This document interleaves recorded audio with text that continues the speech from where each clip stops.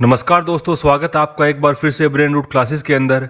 दोस्तों आज हम बात करेंगे अर्थ की सबसे डायनेमिक और ड्रामेटिकल जियोलॉजिकल जोन की, जो कि है पैसिफिक रिंग ऑफ फायर, जिसे सरकम पैसिफिक बेल्ट भी कहा जाता है। ये जो है लगभग 40,000 किलोमीटर लंबा हॉर्सशू शेप्ड एक आर्क है जो पूरे पैसिफिक ओशन को चारों तरफ से घेरता है।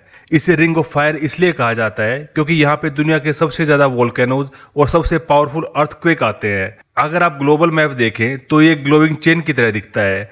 जापान से लेकर Indonesia, Philippines, Papua New Guinea, New Zealand, south America के एंडीज माउंटेन और नॉर्थ अमेरिका की जो वेस्ट कोस्ट है, पूरा इससे घिरा हुआ आपको दिखाई देगा। ये टॉपिक हाल ही में न्यूज में इसलिए आया क्योंकि रशिया के कामाचाटका पेनिनसुला के पास एक अर्थक्वेक आया जिसके मैग्नीट्यूड था 8.8, जिसने जो है पावरफुल सुनामी वेव्स क्रिएट किए और रशिया और जापान के कई कोस्टल टाउन्स को प्रभावित किया।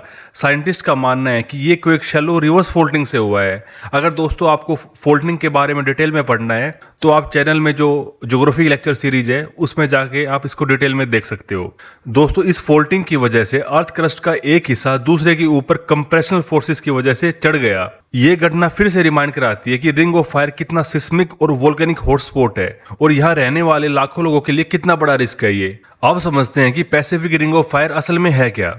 दोस्तों सिंपल शब्दों में कहूं तो ये अर्थ का वो बेल्ट है जहां सबसे इंटेंसिव वोल्केनिक इरप्शंस और अर्थक्वेक्स आते हैं। यहाँ पे जो है दुनिया के लगभग 75% एक्टिव वोल्केनोज और करीब 90% मेजर अर्थक्वेक्स रिकॉर्ड किए गए हैं, जिनमें हिस्ट्री के सबसे बड़े अर्थक्वेक्स भी शामिल हैं। इसका टोटल लेंथ लगभग 40,000 किलोमीटर के आसपास है और ये Pacific, Juan de Fuca, Cocos, Nazca, North American, Philippines और जो इंडियन ऑस्ट्रेलियन प्लेट्स है इनके एजेस को ट्रेस करता है।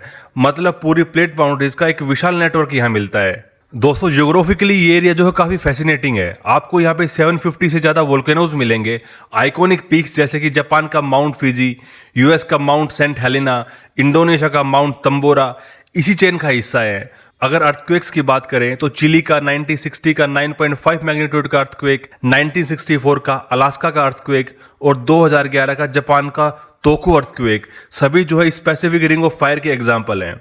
अगर ओशन फ्लोर की बात करें तो डीप ट्रेंचेस भी यहाँ पे हैं, जैसे कि मरियाना ट्रेंच जो वर्ल्ड की डीपेस्ट पॉइंट है वो भी इसी जोन में मिलती है। और दोस्तों इस जोन के अंदर आइलैंड आर्क भी है, जैसे कि जापान और इंडोनेशिया। अगर वोल्केनिक चेन्स की बात करें तो अल्यूशियन आइलैंड्स है वो भी इसी जोन के अंदर पड़ता है। अगर बात करें मैसिव माउंटेन रेंजेस की तो एंडीज जो है वो भी इसी का हिस्सा है। दोस्तों वोल्केनिक इरप्शन ने यहाँ की जो सोइल है उसको काफी फर्टाइल बना दिया है। यहाँ पे राइस, कॉफी और कई क्रॉप्स जो है यहाँ की रिच वोल्केनिक सोइल के अंदर फ्लरिश करते हैं। साथ ही यहाँ पे जियोथर्मल एनर्जी का भी काफी ट्रेमेंडस पोटेंशियल है, जिसे जो है जापान और फिलीपाइंस जैसे देश एनर्जी सोर्सेज के रूप में यूज करते हैं। दोस्तों अब सवाल उठता है कि ये बेल्ट इतना एक्टिव क्यों है। इसका सीधा सा जवाब है प्लेट टेक्टोनिक्स। अर्थ की आउटर क्रस्ट कई बड़े और छोटे प्लेट्स के अंदर डिवाइडेड है और रिंग ऑफ फायर वो जगह है जहां ये प्लेट्स लगातार इंटैक्ट करते हैं। कई जगह पर सबडक्शन जोन्स हैं जहां एक ओशनिक प्लेट दूसरे कॉन्टिनेंटल या ओशनिक प्लेट के नीचे फोर्सफुली स्लिप कर जाती है। जब प्लेट नीचे पुश हो जाती है तो इंटेंस हीट और प्रेशर की वजह से रॉक मेल्ट होकर मैग्मा बनता है जो सरफेस पर उठकर वोल्केनो बन जाता है। यही प्रोसेस जापान, फिलीपाइंस और साउथ अमेरिका की एंडीज रेंज में वोल्केनिक आर्क क्रिएट करता है। और दोस्तों कहीं कहीं पर प्लेट्स एक दूसरे के पास से स्लाइड कर जाती है, जैसे कि कैलिफोर्निया का फेमस सैन एंड्रियाज फोल्ट।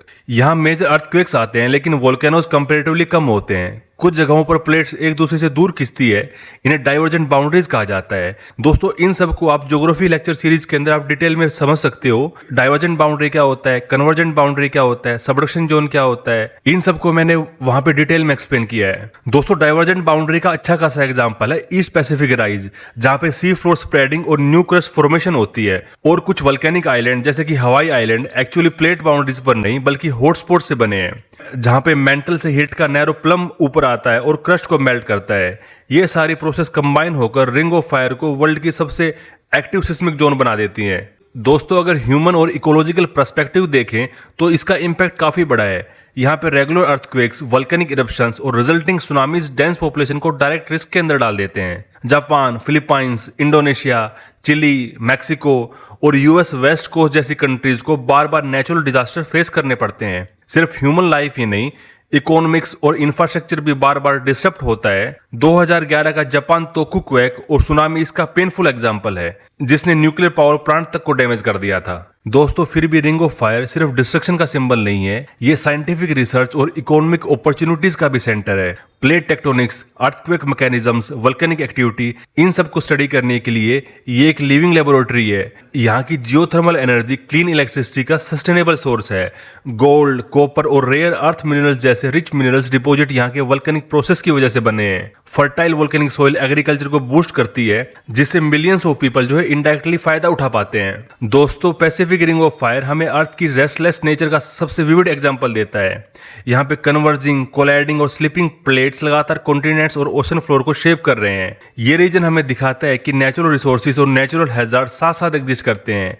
जहां एक तरफ फर्टाइल सोइल, जियोथर्मल एनर्जी और मिनरल वेल्थ मिलती है, वहीं दूसरी तरफ अर्थक्वेक्स और वोल्केनोज का कांस्टेंट थ्रेट है। इसलिए यहाँ पे रहने वाली सोसाइटीज को हमेशा प्रिपेयर रहना पड़ता है। Early warning system, earthquake resistance infrastructure और कम्युनिटी अवेयरनेस काफी क्रिटिकल है। 2025 का कमाचाट का अर्थक्वेक हमें याद दिलाता है कि चाहे टेक्नोलॉजी कितनी भी एडवांस हो, अर्थ के इंटरनल फोर्सेस को कंट्रोल नहीं किया जा सकता, सिर्फ उनके इम्पैक्ट को मिनिमाइज किया जा सकता है। तो दोस्तों जब आप अगली बार वर्ल्ड मैप पर पैसिफिक ओशन को देखें तो उस glowing horse shoe shaped belt को याद रखिए। यही है रिंग ऑफ फायर, एक ऐसा नेचुरल वंडर जो हमारी प्लेनेट की इमेंस पावर और लगातार बदलते कैरेक्टर का सबसे स्ट्राइकिंग प्रूफ है। तो दोस्तों यहाँ पे हमारा टॉपिक जो है पैसिफिक रिंग ऑफ फायर ये कंप्लीट होता है। अगर दोस्तों आपको प्लेट बाउंड्रीज के बारे में और जो डिफरेंट टाइप के फोल्ट और फोल्ड्स हैं उनके बारे में जानना है तो आप ज्योग्राफी की जो लेक्चर सीरीज है उसके अंदर आप इनको देख सकते हो। तो आज के इस लेक्चर में केवल हम इतना ही डिस्कस करेंगे। अगर आपको ये टॉपिक अच्छा लगा हो तो कमेंट कर जरूर बताएं, अपने दोस्तों के साथ शेयर करें और बेल आइकन को दबाना बिल्कुल ना भूलें ताकि हर नए लेक्चर की नोटिफिकेशन आपको टाइम पर मिलती रहे। मिलते हैं अगले वीडियो में, तब तक के लिए धन्यवाद।